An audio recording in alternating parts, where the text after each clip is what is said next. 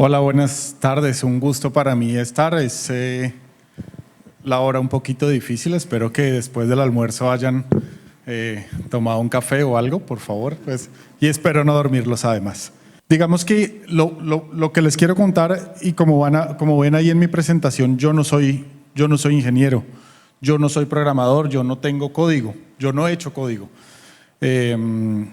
Lo que he hecho es encontrar como las eficiencias y buscar cómo nosotros desde los datos nos podemos volver eficientes en la toma de decisiones. Y eso es lo que les quiero contar hoy, eso es lo que les quiero mostrar hoy. 10 lecciones desde la experiencia en la transformación digital del agro en el campo colombiano.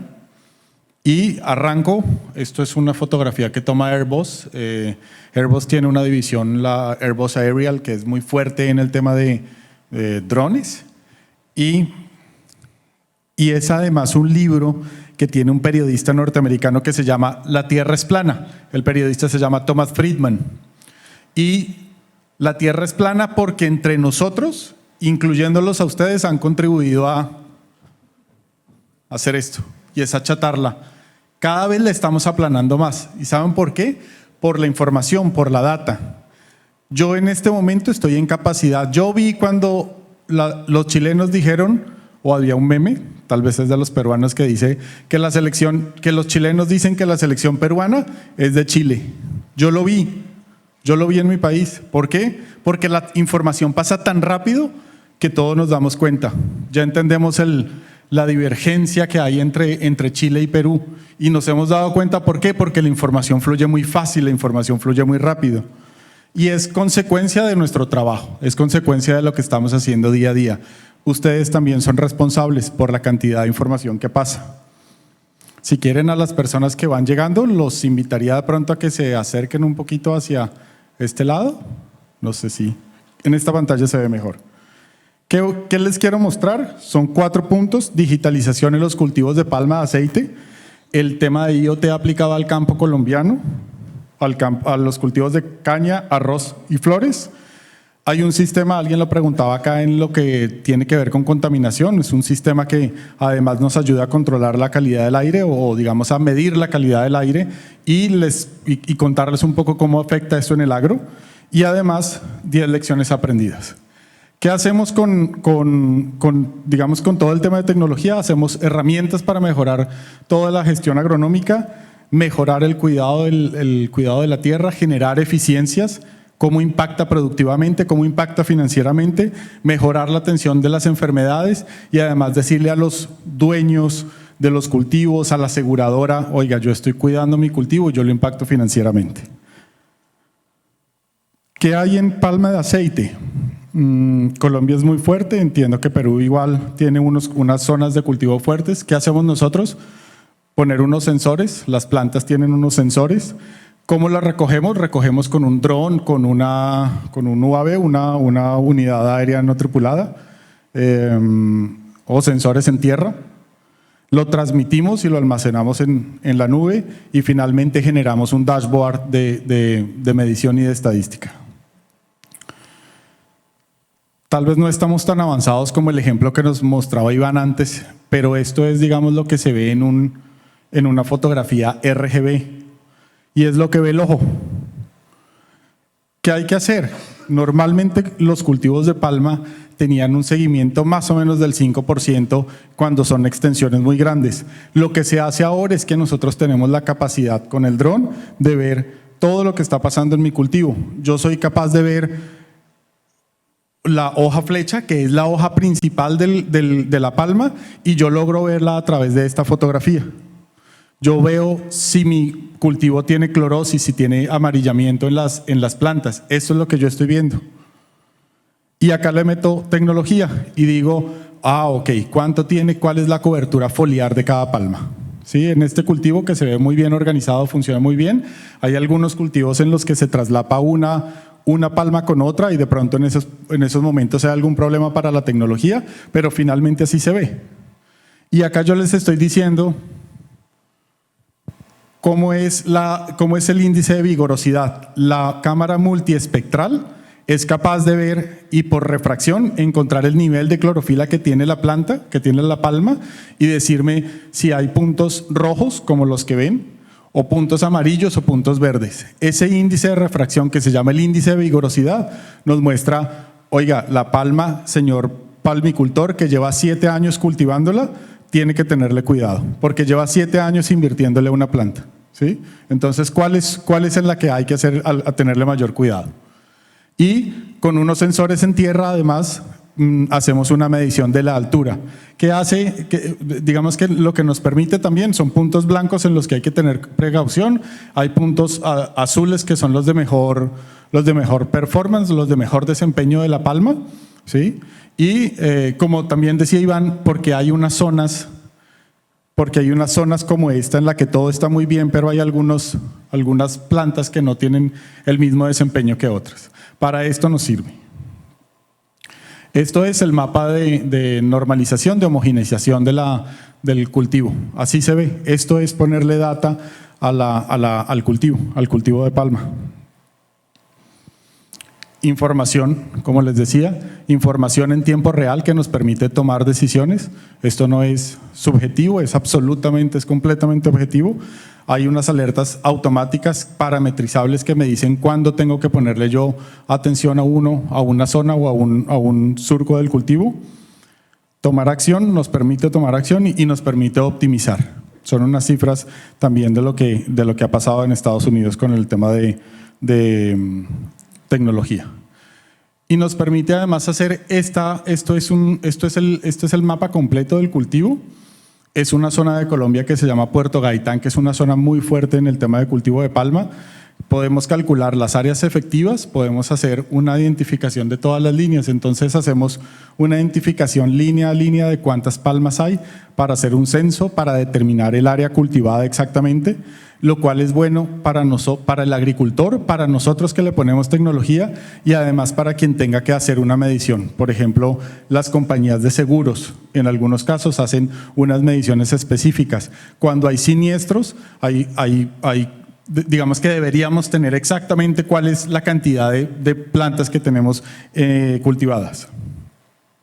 Como les contaba, hay mediciones de la altura y del tallo de la planta, el índice de vigor, que es la cantidad de clorofila, los campos de uniformidad que les estamos mostrando, cuál es la altimetría. En este lote, digamos que lo que pasa es que la parte baja es la parte también más bajita del cultivo.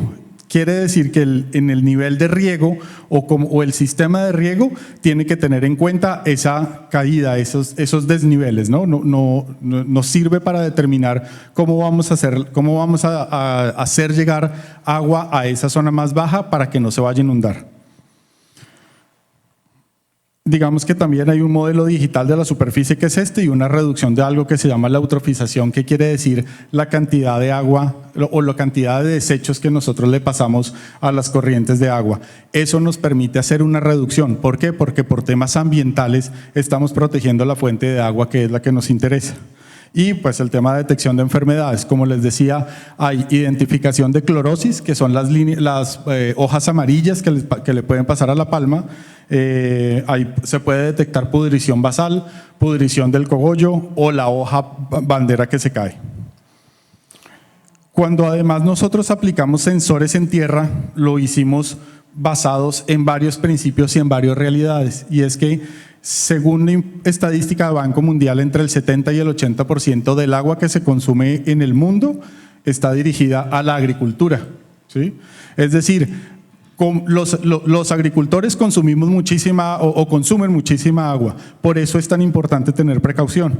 Además, el 60% de los costos asociados a la producción corresponden al agua. Son normalmente cultivos que requieren o tienen una demanda de agua muy alto y el costo es alto. Por eso, digamos que hicimos un énfasis muy fuerte en el tema de sensorización para el control de agua.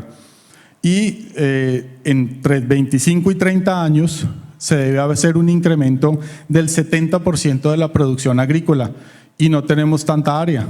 Digamos que podríamos utilizar 5 o 6% más del área que existe actualmente, pero no va a haber una gran cantidad de disponibilidad. De manera que tenemos que ser más eficientes. tenemos que ser mucho más productivos. Ok, aquí esto es lo que nosotros instalamos. En agua, por ejemplo, hay sensores de caudales. Esto es un sensor de caudal abierto.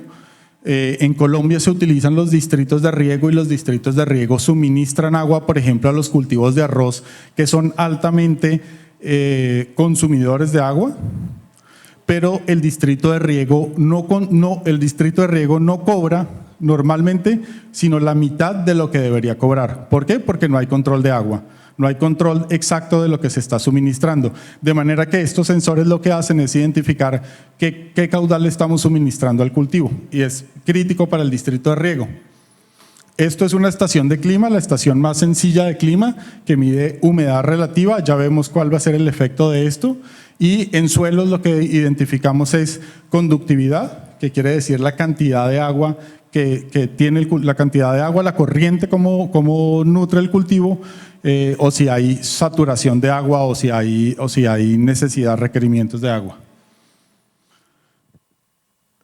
Buscamos ahorros o hemos logrado ahorros entre el 20 y el 40% en agua y en agroinsumos.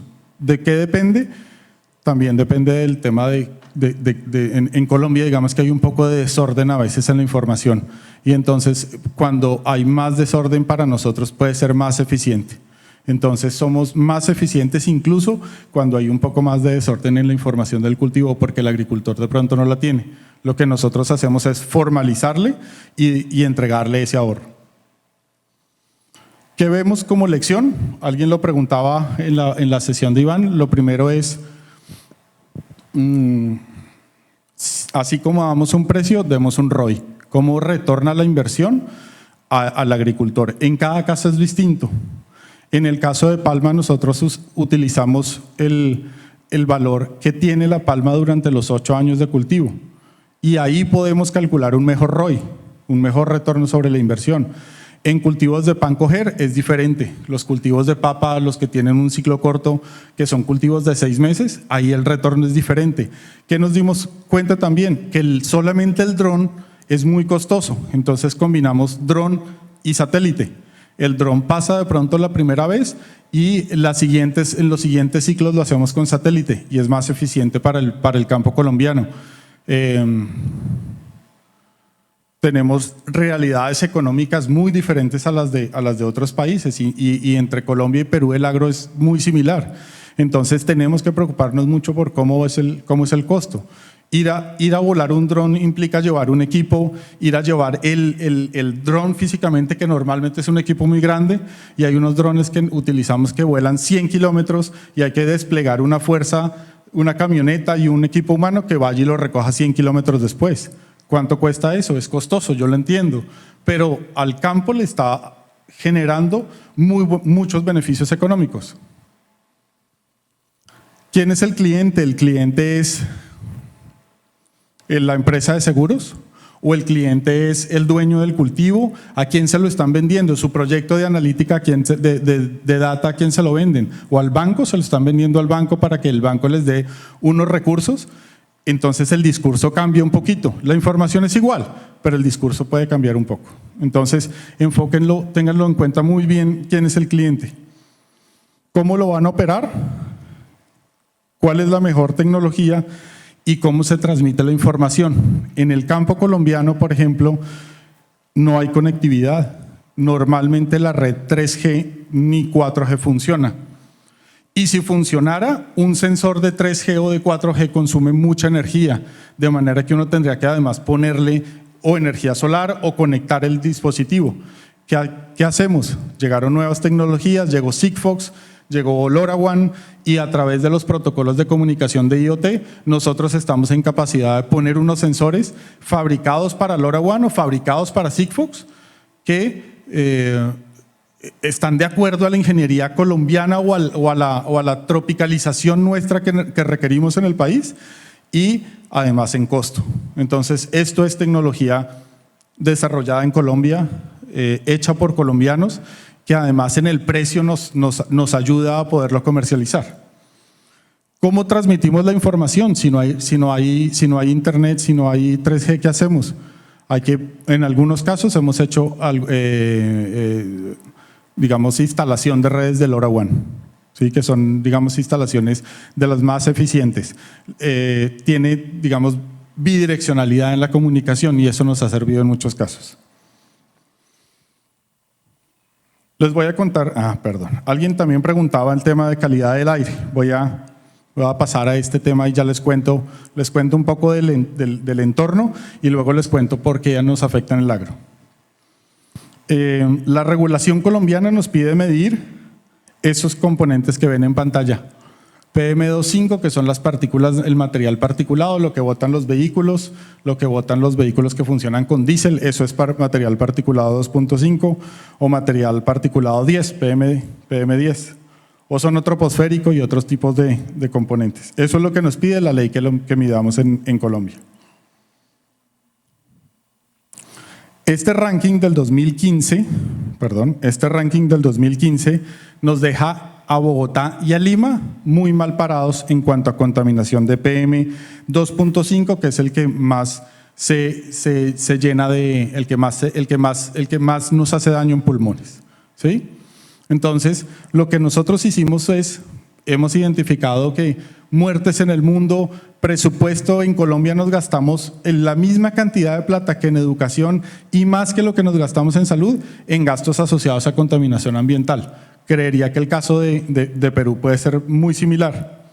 Voy a pasar un poquito que ya me están pidiendo acá el tiempo para preguntas. Y nosotros internamente en Bogotá hacemos unas mediciones.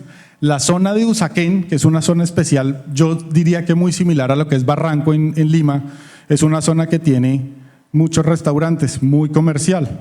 Y resulta que el sensor está puesto a 13 metros de altura y pues a 13 metros de altura en una zona residencial pues claramente no va a captar nada. Entonces nosotros decimos, el aire está muy bueno. Pues el aire no está muy bueno, lo que pasa es que si lo miden a 13 metros pues no hay nada que hacer. El aire puede estar muy malo pero lo estamos midiendo mal. Nosotros pusimos unos sensores, estamos en el camino de la instalación de sensores para poder hacer esas mediciones más certeras. ¿Por qué? Porque la medición en la calidad del aire y cómo le impacta esto al campo.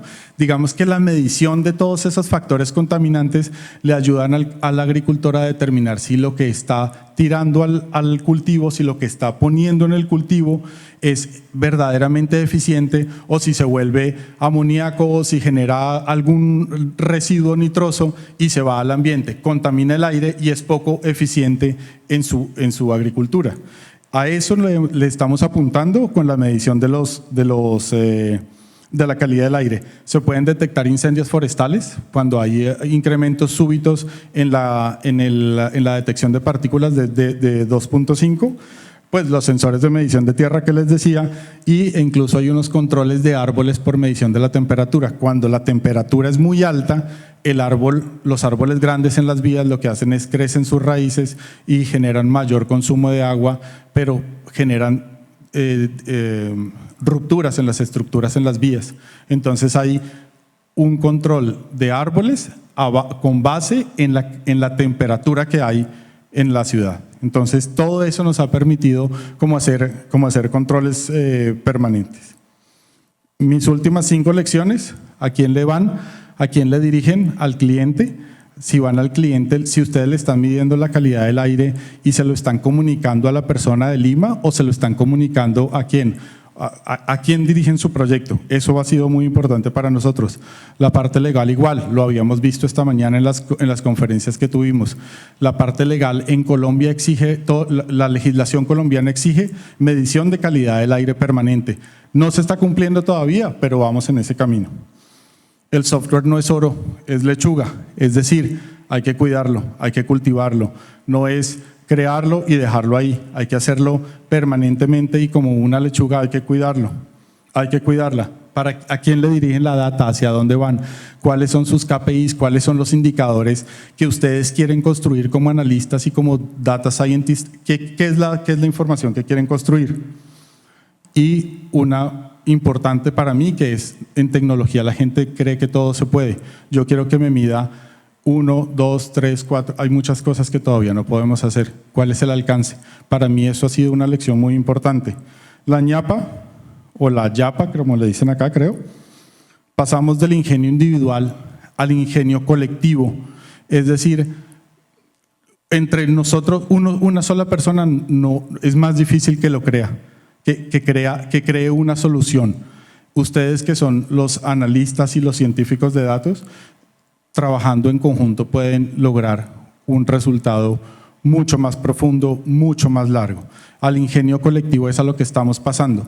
Entonces, agrúpense, entiendan el concepto de ROI, entiendan los conceptos legales, entiendan los conceptos financieros para que su proyecto tenga mucho mejor alcance.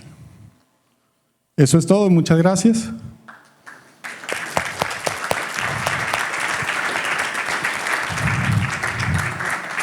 Están mis datos en LinkedIn, si a alguien le interesa, les puedo compartir el regalo del libro de Thomas Friedman, que me parece muy versátil para esta conferencia.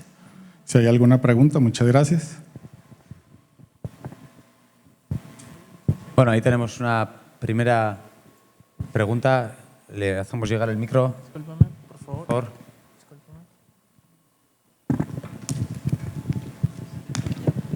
Aló, buenas tardes.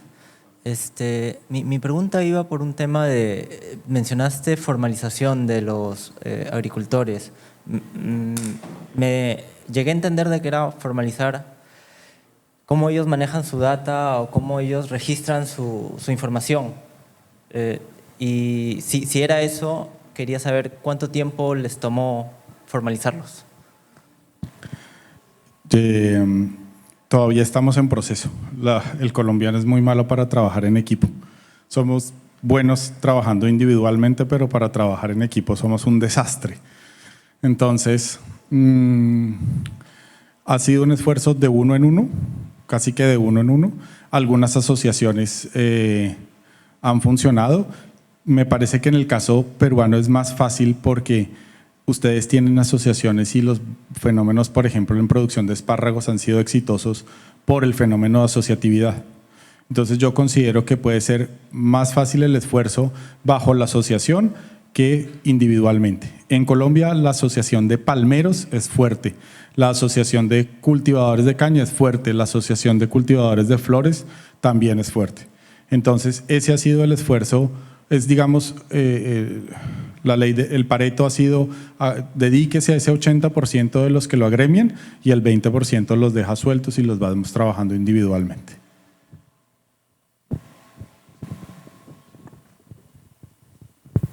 No sé si tienen alguna otra pregunta. Sí, allá.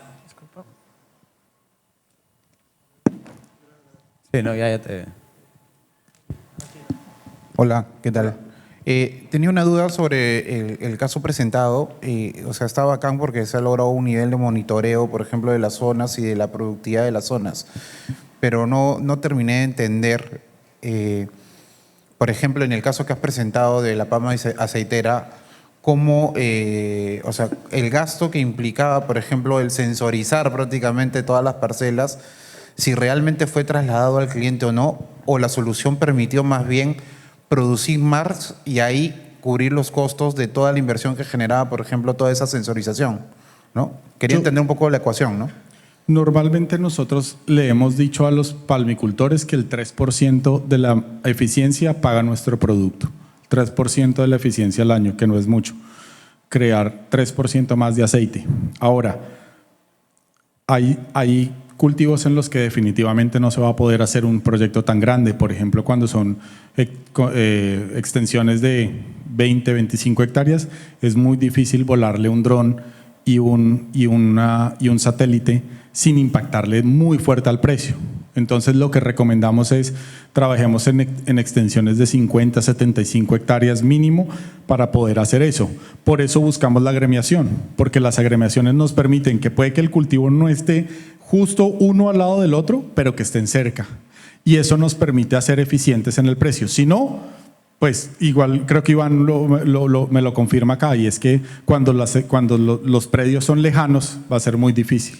Entonces, Buscamos eficiencias solamente con el 3% del incremento que nosotros lo logramos hacer con el tema de agua, con el tema de mejoramiento, con el tema de control, lo hacemos. Buscamos también ROI o retorno sobre la inversión en el jornal, en la cantidad de jornales que se pagan.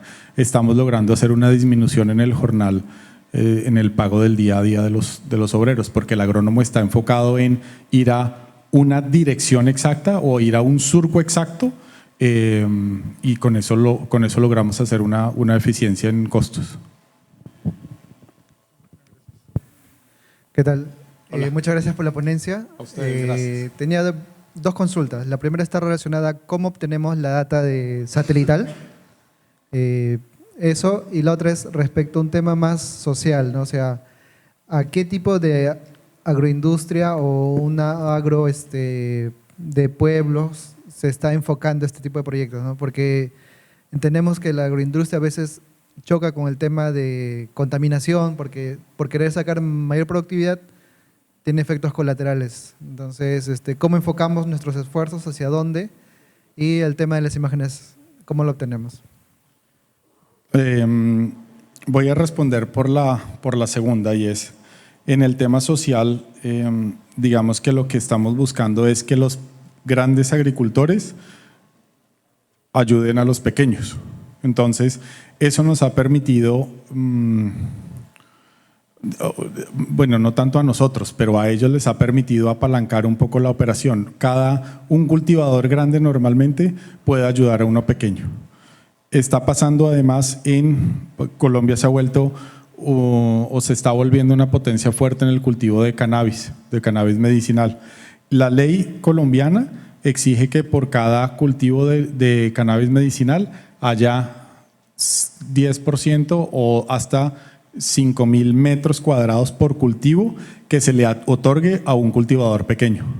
Y eso la ley le ha obligado, no tanto nosotros desde el área técnica. ¿Qué buscamos nosotros? Pues que se vuelva certero eso. ¿Cómo? Asociando a los cultivadores pequeños a los grupos grandes.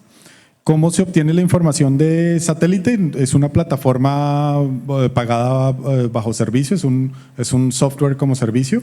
Lo que mencionaba Iván, nosotros digamos que tratamos de no impactar tanto el CAPEX del cultivo, sino que lo hacemos como un gasto operacional, como un gasto mensual recurrente, digamos, para que no le impacte a quien necesita, para que no tenga que hacer una inversión tan grande.